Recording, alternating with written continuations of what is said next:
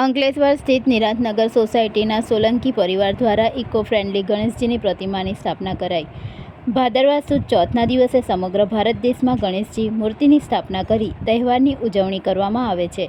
ત્યારે અંકલેશ્વરની નિરાંતનગર સોસાયટીના સોલંકી પરિવાર દ્વારા દર વર્ષની જેમ આ વર્ષે પણ પર્યાવરણ જાગૃતિ અને સ્વદેશી અપનાવો દેશ બચાવોના ઉપદેશ સાથે માટીની મૂર્તિની સ્થાપના ઘરમાં કરી ધામધૂમપૂર્વકથી વિસર્જન પણ આપણે કુંડામાં કે ટબમાં કરી શકીએ છીએ।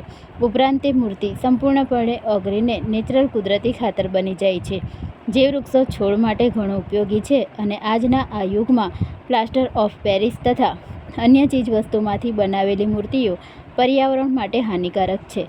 આસ્થા અને શ્રદ્ધા સાથે જોડાયેલો આ ગણપતિનો તહેવાર શુદ્ધ સ્વદેશી માટી અને ગોબરમાંથી બનાવેલી મૂર્તિનું સ્થાપન કરી ઉજવવામાં આવે તે હેતુથી મહારાજ દ્વારા શાસ્ત્રોક્ત મંત્રોચ્ચાર સહિત વિધિસર ગણેશજીની પ્રતિમાની સ્થાપના કરવામાં આવી હતી।